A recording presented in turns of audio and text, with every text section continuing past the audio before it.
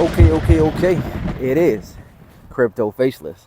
I remain faceless. I remain nameless, guys. Back at it again. Go ahead, give me a like on the way in as usual. Hit the subscribe button if you haven't subscribed. We just broke through 5,000 subscribers on the channel. The channel is absolutely blowing up. Make sure that you hit the subscribe button if you want to get this alpha, these new gems, these new narratives, these new coins, making these gains consistently on the channel. And today, I'm going to be bringing you guys another Zen and X1 update because I wanted to speak about timing, right? I wanted to speak about exactly why timing is everything when it comes to crypto. We're going to get into that. But of course, let's get into the wider market. First, as usual, we got BTC above $60,000. We're sitting at 62,000 something last time that I checked. And BTC has been on a little bit of a rampage, man. I haven't dropped a video in a while, so just going back to last week, we had that, that big dump going down to like what, 56K, and everybody thought it was doom and gloom, and including myself. I didn't think it was doom and gloom, but I thought that once you break certain levels, usually the way it works is you're not going to actually pop back up that quick. You're going to actually stay down there, and that level that you broke becomes kind of like a barrier almost, right? So when we broke 60K and went down to the 50s, I thought we'd stay there for a little while, but nope. Bitcoin was like, nah, Bitcoin is not staying anywhere for any consistent period of time in this cycle. We popped back up into the 60s, went all the way up to like 65, 66, I think. And then right now we're still at 62, still ranging in the range that we were in for the past like months, like 60K, between 60K and 70K. We've been there forever, guys. We've been there forever, and we popped right back into that range, and we're still there right now. So we'll see what happens. The next big move might come soon. The interesting thing is we saw the inflows in the Bitcoin spot ETF start to come back in, which is kind of what's pushing up the market ever since we dropped last week. And then the most interesting thing is we even got the Grayscale Bitcoin ETF, the GBTC, got their first day of positive inflows, right, since the launch of the the ETF, right. They've been in the negative the entire time. It's really been BlackRock's Bitcoin ETF that's been holding up the game and getting all the inflows every single day, right? But just the other day, we saw the Grayscale GBTC Bitcoin spot ETF have a first positive day. So that's, major sign right there. The market's going to pick up. This overall is bullish, right? But anyway, let's get into Zen. Let's talk about why Zen and X1 is so important, and why timing is so important, right? There's a unique relationship between Zen and X1, all right? And timing is everything, right? Timing is so important for any product launch, inside crypto or outside crypto, but especially inside crypto. Okay, when you're launching, how you're launching, so important, right?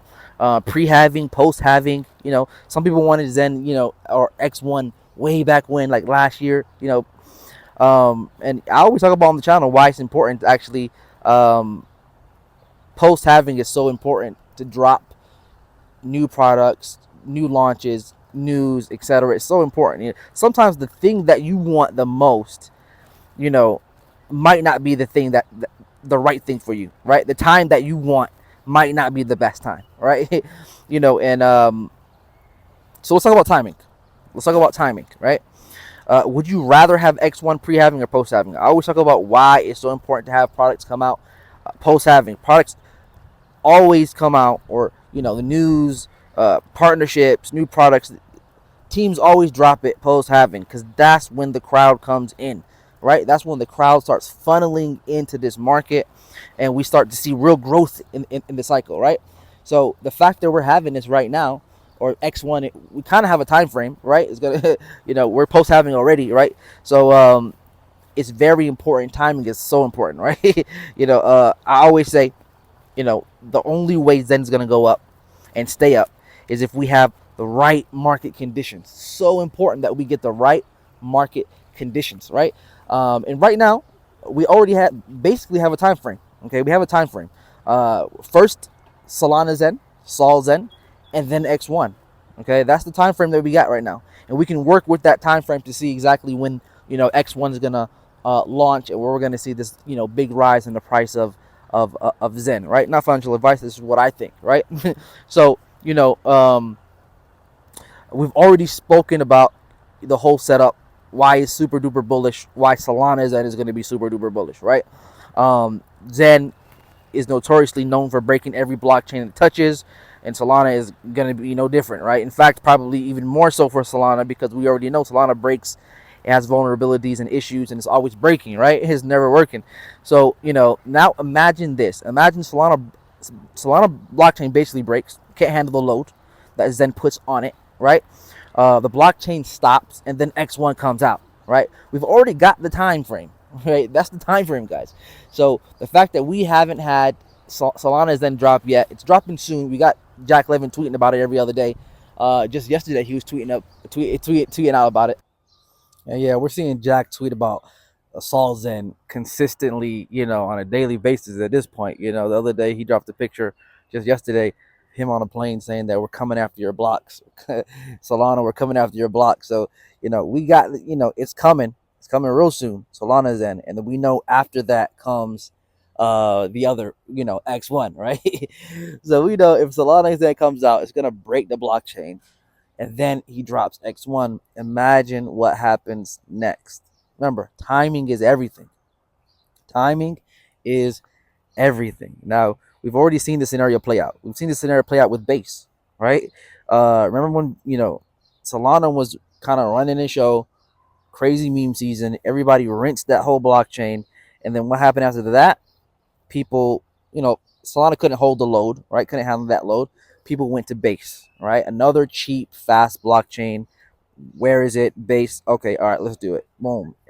So Base had its own little mini, meme season, and everybody was making money on Base, and coins were relaunching on Base. The same coins from Solana relaunching on Base, and it was a whole big thing. They had their own big meme season because at the end of the day, people just want to transact. People want to trade, right?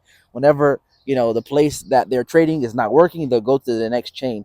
That's the same thing that's gonna happen with X1, guys. Like, this is not some far-fetched scenario. No, we've already seen this happen with Base like a few months ago. Like, you know what I'm saying? Like, this is not some far-fetched thing. Like, oh my God, people are not gonna come to X1 even if it releases. No, guys, that's not how it works. That's not how it works, bro. You know what I'm saying? Like, Solana stops working if X1 comes out. Boom, people are gonna come to X1. It's cheap, fast. It's got all the bells and whistles. If people are launching, meme coins on that chain, people will come. And we already know the first coin on the chain is going to be a meme coin, right? It's going to be, what's it called again? X Hex, right? Hex for, the Zen or X1 blockchain, right? So it's going to be crazy. Timing is everything, guys. Timing is everything. I've been telling you guys, the masses of people the retail investors are going to come into this market in two waves. I'll talk about this on the channel. The first wave is that Q3, Q4, end of year time period, when we see the first wave of the masses of retail investors coming to this market, driving up everything in the market. Like every coin, everything in the market is going to get pushed up during this time. Okay. Now, the second wave is going to be beginning of 2025. That's when we see Q1 2025, and we start seeing that second wave of these are the late guys, the late investors. You know what I'm saying? Some people call them the dumb money or whatever, but things go up crazy during that time period as well.